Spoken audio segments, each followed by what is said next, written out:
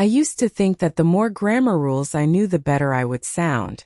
I spent years collecting formulas and memorizing lists of irregular verbs like they were precious stones.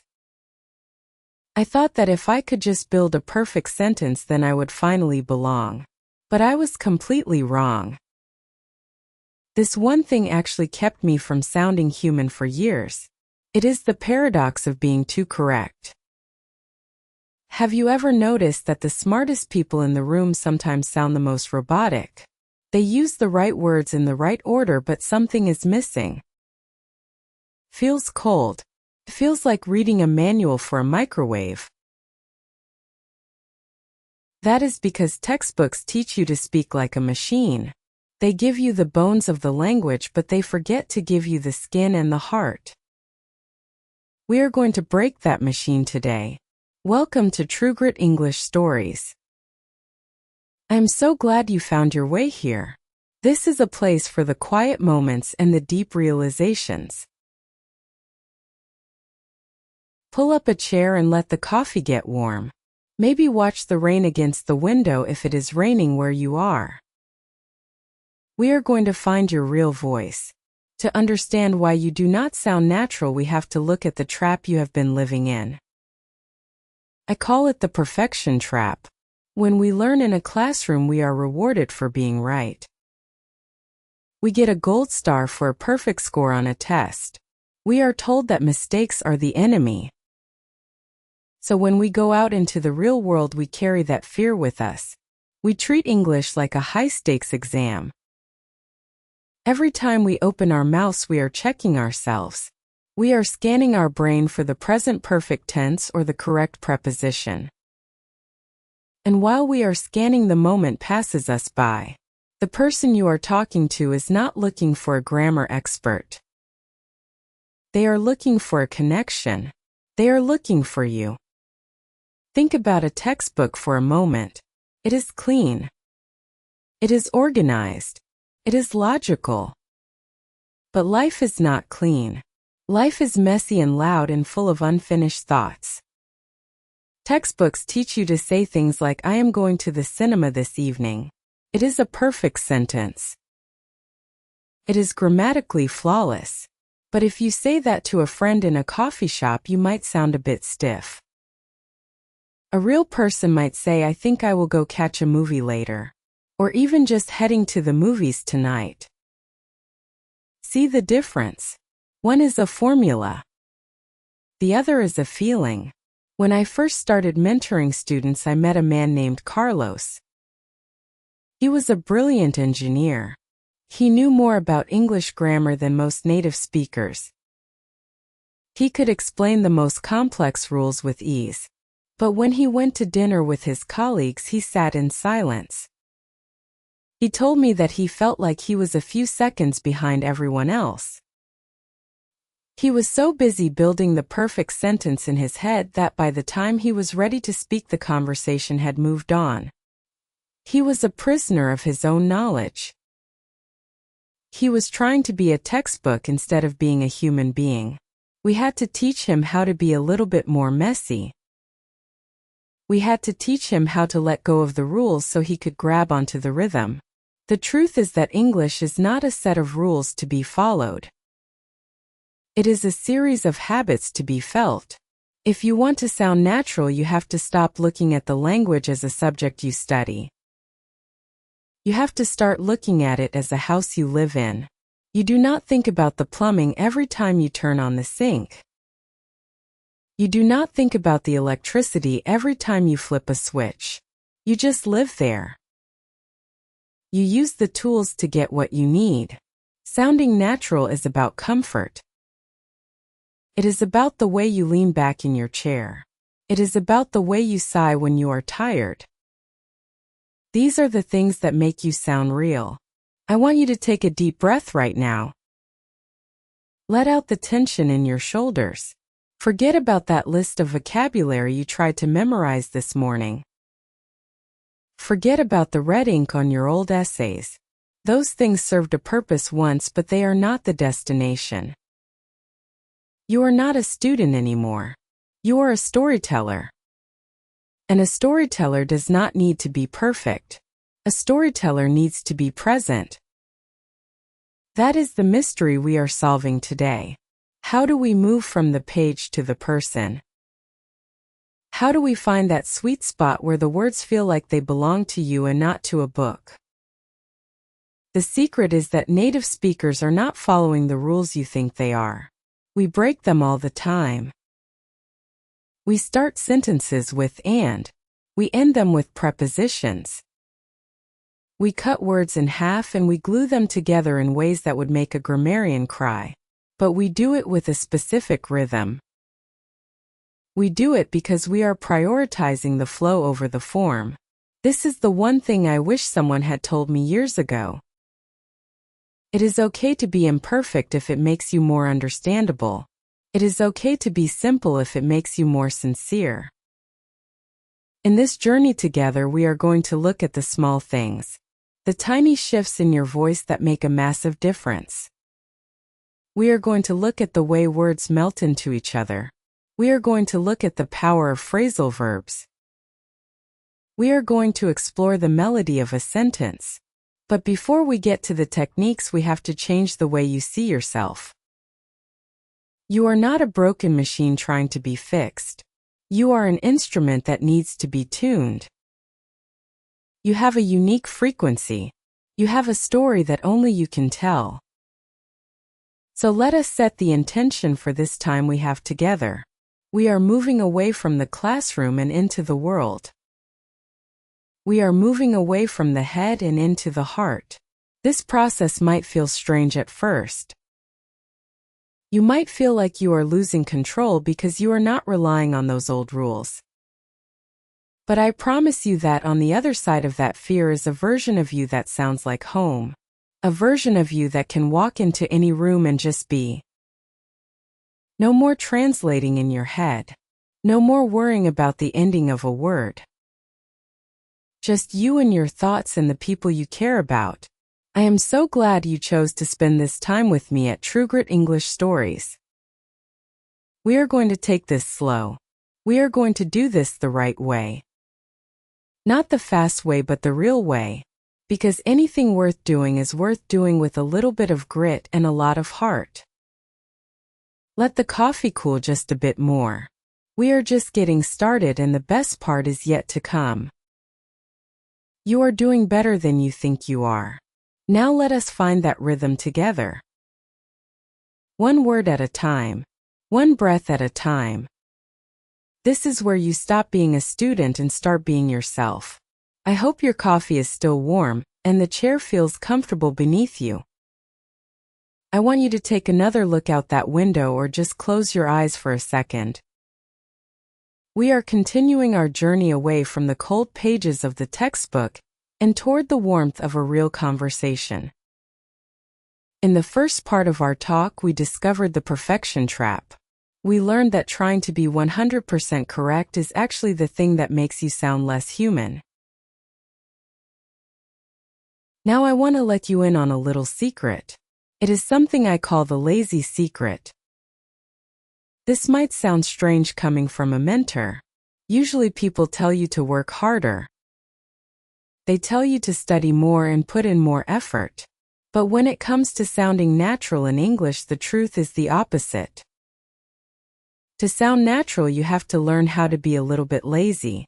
Think about the way a river moves. It does not hit a rock and stop to think about the best way around it. It does not move in perfect squares or sharp angles. Just flows. It takes the path of least resistance. It finds the easiest way to get from the mountain to the sea. English is exactly like that river. Native speakers are always looking for the easiest way to get a thought out of their mouth. We do not want to work hard when we speak. We want to save our energy for the things that matter. In the world of linguistics, they call this connected speech. But for us today, we will just call it the flow. In your textbook, every word is a separate box. I am going to the store. Each word has its own space. Each word has its own clear beginning and end. But when a native speaker says that sentence, the boxes disappear. They melt into each other. We say I am going to go to the store, or even just I am going to head to the store. Notice what happened there. The words going into crashed into each other and became gonna. This is not because we are uneducated. It is not because we are being sloppy. It is because we are being efficient. We are prioritizing the rhythm of the sentence over the individual letters. If you try to pronounce every single letter and every single word, you will sound like a computer. Computers are great for calculating math, but they are terrible at telling stories. They have no soul because they have no breath. To find your voice, you have to find your breath. You have to let the end of one word be the beginning of the next. Imagine you are painting a watercolor picture. If you wait for the blue paint to dry before you add the yellow, you get two separate colors. But if you add the yellow while the blue is still wet, they mix. They create a beautiful green. That middle space where the colors mix is where the magic happens. That is where the language starts to sound like music. Let us talk about the most important sound in the English language. It is not a big strong vowel. It is not a sharp consonant. It is a tiny little sound called the schwa. It sounds like a soft grunt. Just a quick and quiet This little sound is the king of the lazy secret. In a textbook, you might learn that the word computer has 3 clear vowels. Computer. But a native speaker does not say it like that. We do not give equal energy to every part of the word. We push all our energy into the middle and we let the beginning and the end turn into that lazy little sound. It becomes computer. The first and last vowels are barely there. They are just shadows. This is where many students get confused. They try to give 100% energy to 100% of the sounds.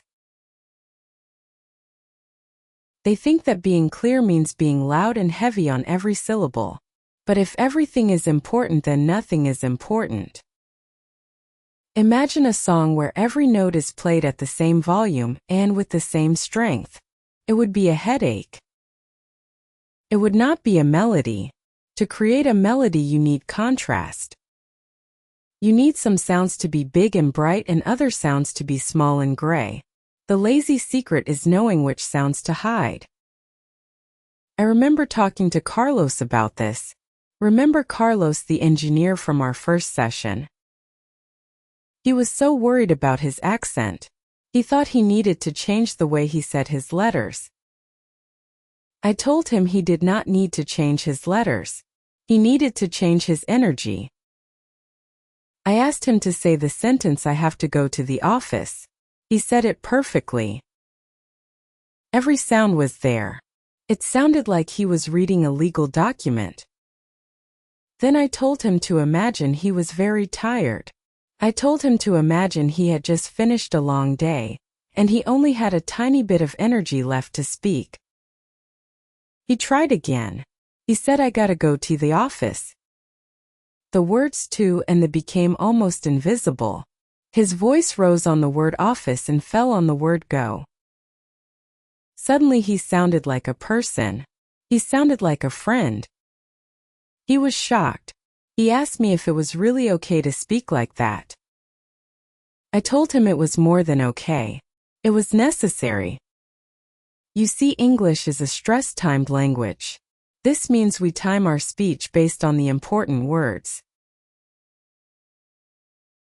We stretch out the words that carry the meaning like nouns and verbs.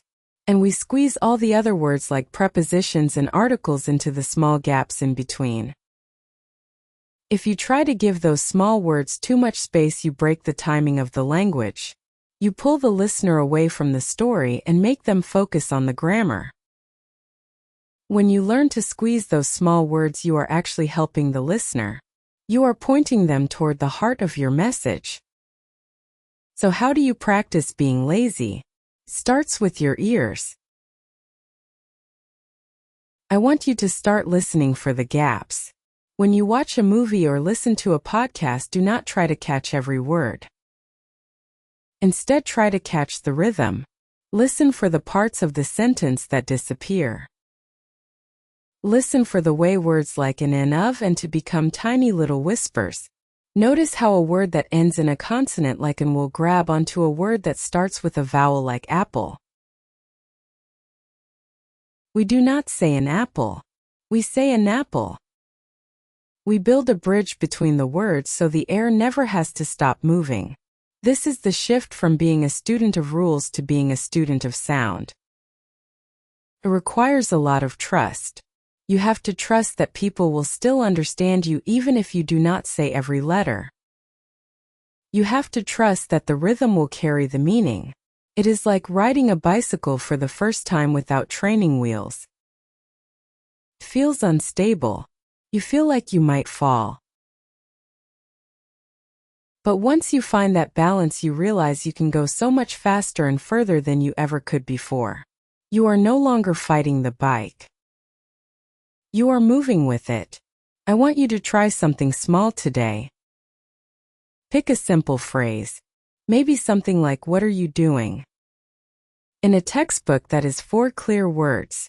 But in the flow of life, it often sounds like "What ya doin'?" I am not telling you to speak like a teenager or use slang if you do not want to. I am telling you to notice how the sounds change when they meet.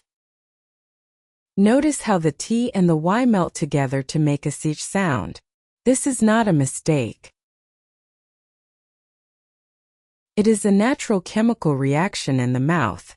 It happens because our tongues are lazy and they want to take the shortest path. Take another sip of your coffee and just let that sink in for a minute. You have permission to be messy. You have permission to let your words touch and overlap. You do not have to be a wall of separate bricks. You can be a river of connected thoughts. This is the first step in finding your real voice.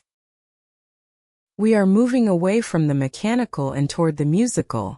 We are learning that the space between the words is just as important as the words themselves. We are just beginning to scratch the surface of this mystery. There is so much more to explore. We have talked about the flow and the lazy secret, but there is another piece to the puzzle. It is about the specific words we choose. It is about the heartbeat of the language that the dictionaries often miss. We will talk about that soon. For now, just sit with this idea. You do not have to work so hard. You can let the language work for you. You are doing a beautiful job just by being here and being open to a new way of seeing things. Stay with me. We are going deeper into the heart of the language in the next part of our journey. You are exactly where you need to be. One breath at a time. One flow at a time. This is how you find your way home in English. I hope you are still settled in. Maybe you have taken a few sips of your coffee, or watched the clouds move across the sky for a moment. We have traveled through the perfection trap, and we have explored the lazy secret of connected speech. You are starting to see that English is not a wall of bricks. It is a living thing. But there is another layer to this mystery. It is a layer that many students find very frustrating. It is the reason why you can study for 10 years and still feel like an outsider when you walk into a kitchen where native speakers are talking. I want to talk to you about the heart of the language. I want to talk about the words that textbooks usually hide in the back of the book like they are something to be ashamed of. I call this the dictionary trap. When we want to sound smart, we often reach for the biggest word we can find. We think that if we use a word with 4 or 5 syllables, it will show the world how much we have studied. We want to say things like, "I am currently contemplating the transition of my career." Sounds impressive on paper. It looks good in a formal essay. But if you say that to a friend while you are walking in the park, you might see their eyes glaze over. You sound like a manual for a washing machine. You sound like a robot trying to explain a human feeling. The secret to sounding natural is actually found in the smallest words. It is found in a group of words that most students find terrifying. I am talking about phrasal verbs. You know the ones. They are those little combinations like get up or look after or run into. Teachers often tell you to memorize them like a list of chores. But I want you to see them differently today. I want you to see phrasal verbs as the heartbeat of the language. They are the words we use when we are being ourselves. They are the words of the kitchen and the garden and the heart. Think about the word continue. It is a fine word. It is clear. It is professional. But when a mother is talking to her child, she does not say please continue with your dinner. She says keep on eating. When a friend is encouraging you, they do not say please continue with your hard work. They say keep it up. Do you feel the difference? The word continue is like a cold plastic chair. It works, but it is not very comfortable. The phrasal verb keep on is like a soft old blanket. It is warm. It is flexible. It carries a sense of connection that the big words simply do not have. I remember my friend Carlos struggled with this a lot. He would go to a job interview and use all the big academic words he knew. He was trying to prove he was intelligent. But his boss later told me that Carlos sounded a bit distant. It was hard to get a sense of who he really was. We worked on this together. We practiced replacing some of those cold words with warmer ones. Instead of saying I have decided to postpone the meeting, he started saying I think we should put off the meeting. Instead of saying I discovered a mistake, he said I came across a mistake. It seems like a small change, but the effect was huge. People started to lean in when he spoke.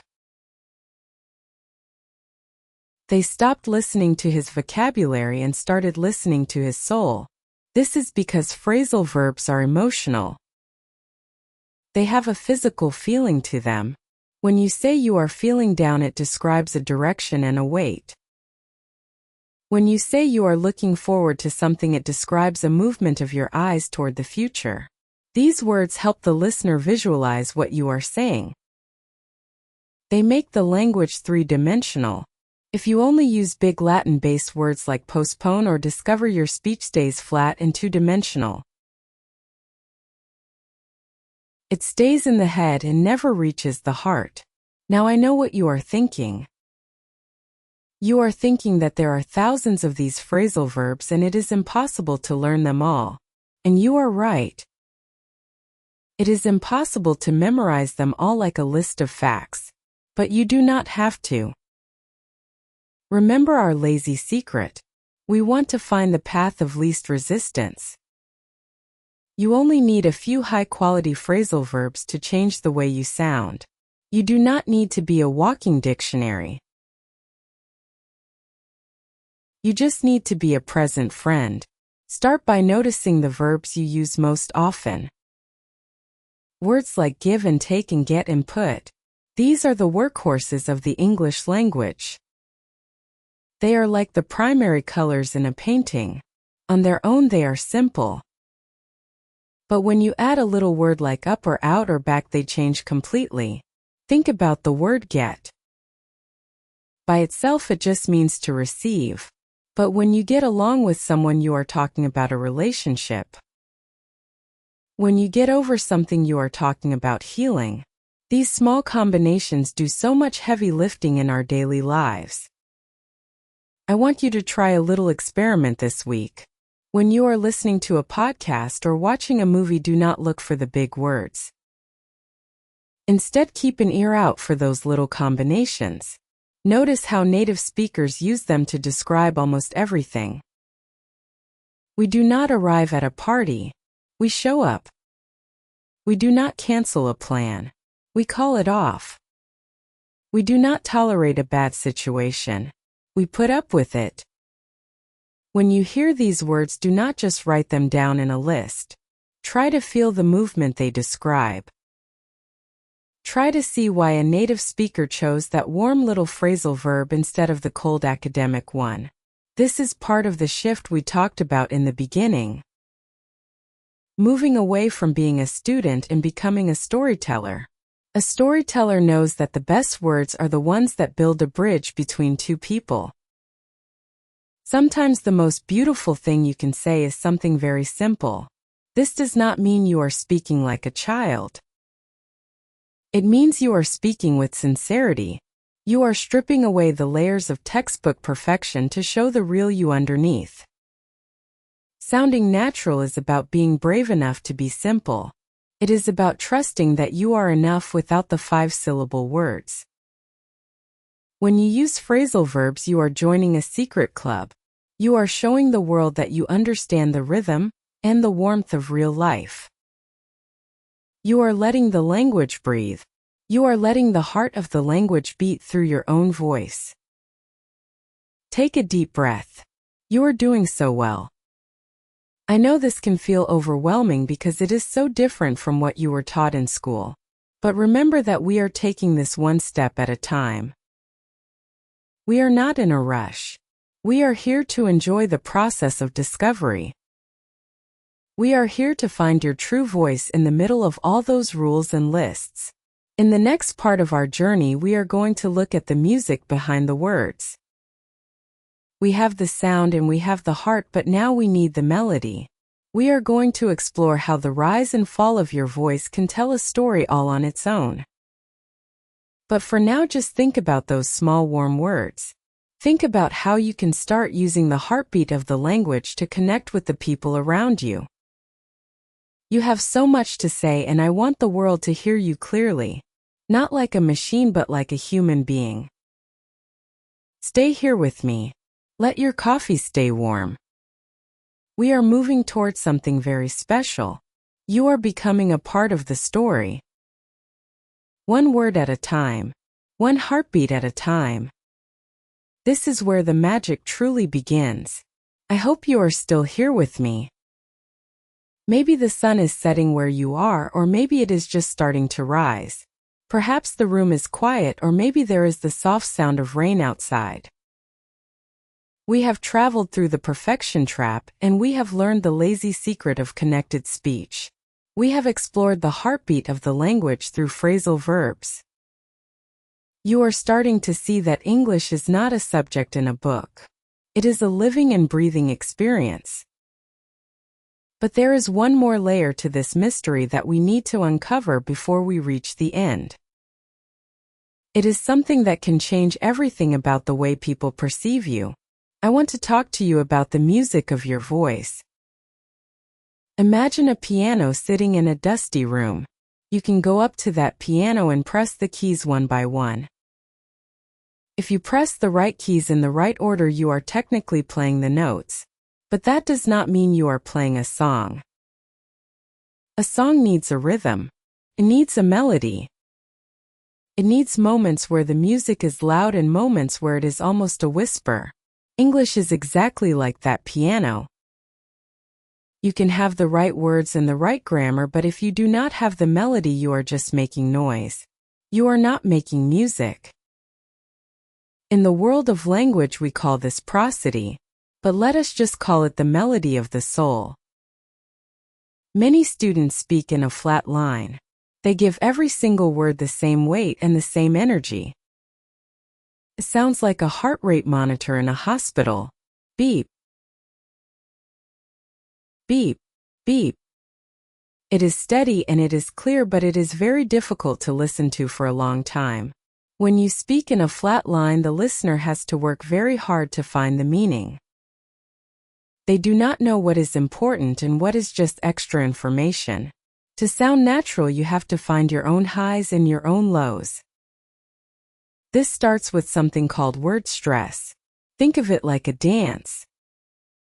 Some steps are big and strong while other steps are light and quick. In English, we do not treat all words as equals. We have a hierarchy. We have the stars of the show and we have the background actors. The stars are the content words. These are the nouns and the verbs and the adjectives. These are the words that carry the actual message. The background actors are the function words. These are the grammar words like the and of and for and at. If you try to make every word a star, you end up with a very messy show. Imagine a movie where every single person on screen is screaming for your attention at the same time. You would turn it off. To sound natural, you must learn to shine the spotlight on the important words and let the others stay in the shadows. Take a simple sentence like I am going to the park. If you say every word with the same strength, you sound like a robot. But if you shine the light on the words going and park, it sounds like music. I am going to the park. The other words become small and quiet. They almost disappear. This is how you create a rhythm that people can follow. But the melody is about more than just stress. It is about the pitch of your voice.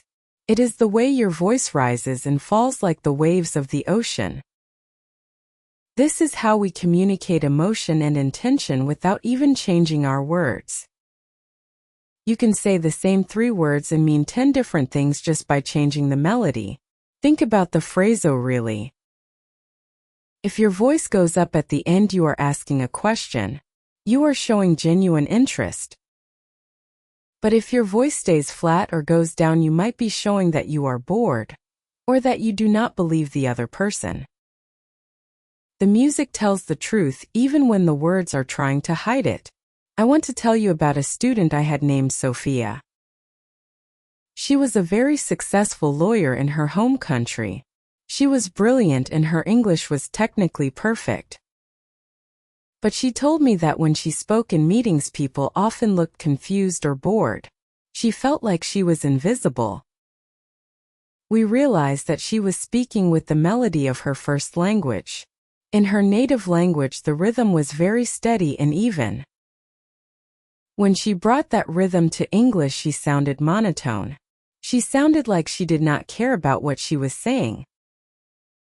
We worked on her melody for weeks. I told her to imagine she was a storyteller reading a book to a child. I told her to let her voice jump up when she was surprised and let it sink deep when she was making a point. First, she felt silly. She felt like she was overacting. But then she went back to her meetings and something incredible happened. People started listening. They started nodding. They could feel her passion because they could hear it in the music of her voice. She was no longer just a source of information. She was a person with a story to tell. There is another part of the melody that is often overlooked. It is the power of the silence.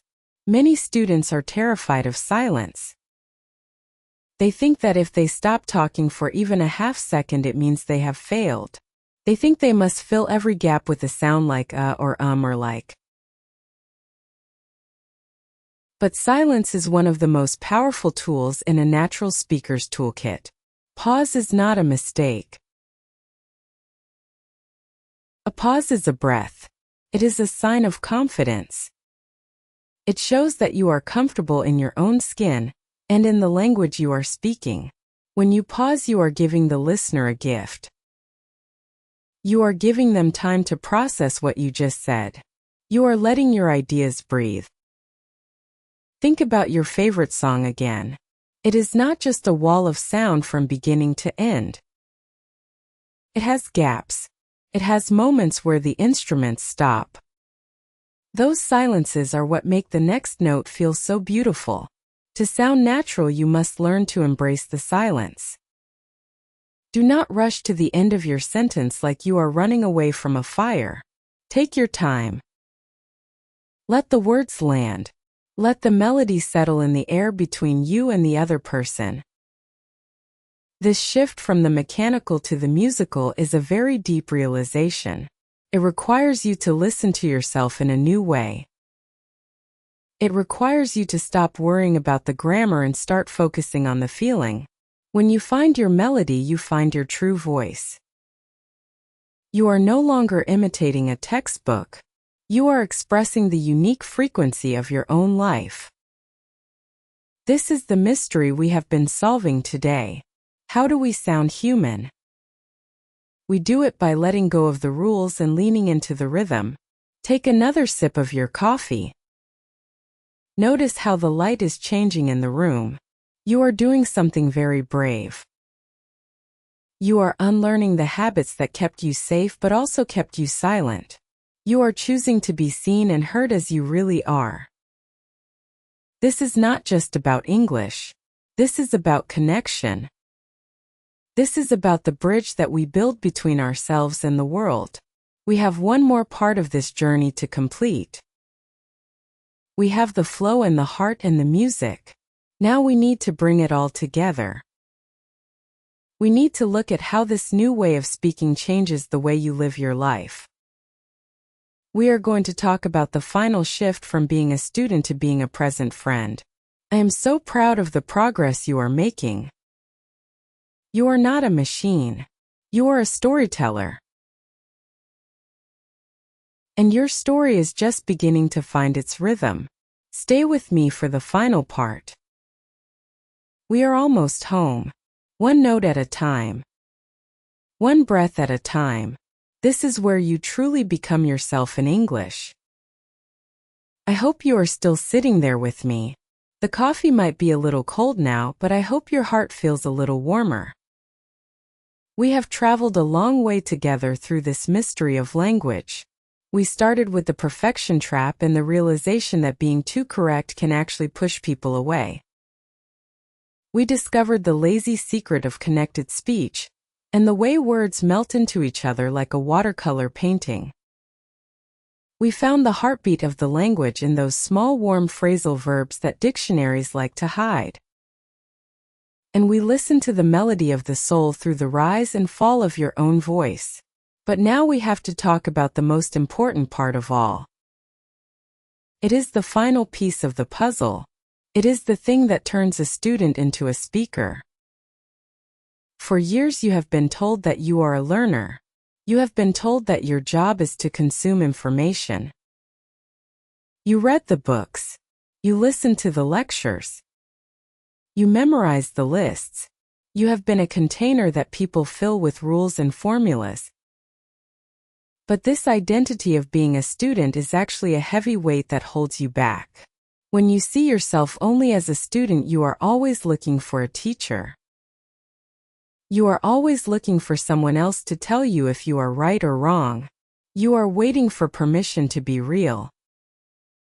I am here to tell you that you do not need permission anymore. The final secret is this. You have to stop trying to speak English and you have to start living in it. Think about the difference between a tourist and a resident. A tourist carries a map and a guidebook. They are always checking the signs. They are worried about getting lost or missing a famous site. They look at the city as a series of attractions to see and boxes to check. But a resident does not need a map. They know where the good bread is. They know the smell of the air after it rains in their neighborhood. They do not just look at the city. They are part of the city. To sound natural, you have to stop being a tourist in the English language. You have to move in. You have to put your clothes in the closet and your pictures on the wall. You have to make it your home. This means changing your focus from performance to presence. When you are in a conversation, I want you to stop monitoring yourself. Stop watching your own mouth move. Stop checking your grammar in real time like you are grading an essay. Instead, I want you to focus entirely on the person in front of you. Listen to them like they are the most interesting person in the world. Notice the way they move their hands. Notice the rhythm of their breath. When you focus on connection, the language starts to take care of itself. Your brain is a wonderful machine that has been collecting data for years. It knows more than you think it does. But it cannot work if you are constantly interfering with the gears. You have to trust yourself. I think about my friend Carlos one last time. He finally had his big breakthrough, not in a classroom and not during a study session. It happened at a simple birthday party. He told me he was tired of trying so hard. He was exhausted from the constant translating in his head. He decided that for one night he would just be Carlos. He would not be Carlos the English student. He would just be a guy at a party. He stopped worrying about the perfect tense. He used the lazy secret and the phrasal verbs we practiced. He let his voice rise and fall naturally. And for the first time in his life he forgot he was speaking another language. He was just sharing a laugh with a new friend. That is the moment he became natural. Not because his grammar was perfect, but because his presence was real. You might feel like you are losing something when you let go of the rules. It feels like stepping off a cliff into the unknown. But you are not falling. You are flying. When you stop being a student, you become a present friend. A friend is someone who listens. A friend is someone who shares a piece of themselves without fear. A friend is someone who is okay with being a little bit messy and a little bit human. This is the shift that changes everything. It is life-changing because it takes the pressure off your shoulders. You do not have to be an expert. You just have to be you. So how do we practice this presence? It is not something you can find in a workbook. It is a habit of the mind and the heart. It starts with how you talk to yourself when nobody is listening. Many of us are very mean to ourselves when we make a mistake. We have a voice in our head that says that was wrong or you sound stupid. I want you to replace that voice with the voice of a mentor. Be kind to yourself. When you stumble, just take a breath and keep going. The rhythm of the conversation is more important than the individual words. If you lose your way, just find the beat again and keep moving forward. The world does not need more perfect English speakers. The world has plenty of textbooks and plenty of computers. What the world needs is more storytellers.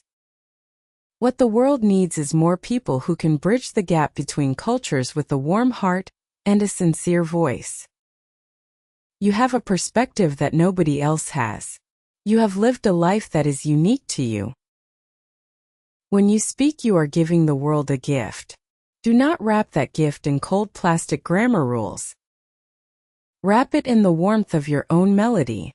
I want to give you a small path to follow as we finish our time together. It is a way to bridge the gap between this quiet moment and your real life. Think of it as a bridge you walk across every day. You have done the hard work of listening to these words. You have sat with me in this peaceful space. You are already different than you were 30 minutes ago. You have the tools. You have the flow and the heart and the music. Now you just need to use them. How about this? Tomorrow when you wake up, I want you to have a small conversation with yourself in the mirror. Not a formal one. Do not try to be a news reporter or a teacher. Just talk to yourself like a friend. Tell yourself about your plans for the day. Use a few phrasal verbs. Let your words melt together like we talked about. If you make a mistake, just laugh and move on. Notice how it feels to let the language breathe. Notice how it feels to be a resident instead of a tourist. And when you are out in the world later, try to find one moment to be truly present. Maybe it is just saying thank you to someone, but saying it with a melody that shows you really mean it. Maybe it is listening to a song and focusing on the silences between the notes. These small moments are the seeds of your new voice. They will grow if you give them a little bit of space and a lot of kindness. I am so glad you joined me here at True Grit English Stories. This has been a journey of the heart as much as a journey of the language. You are doing a beautiful job. You are not a machine. You are a person. You are not a student. You are a storyteller. Take one last deep breath with me. Let the tension go. You are exactly where you need to be. I look forward to hearing your voice in the world. Not the textbook version of you, but the real you. The messy and beautiful and natural you. Until we meet again, stay warm and keep finding your rhythm. One word at a time.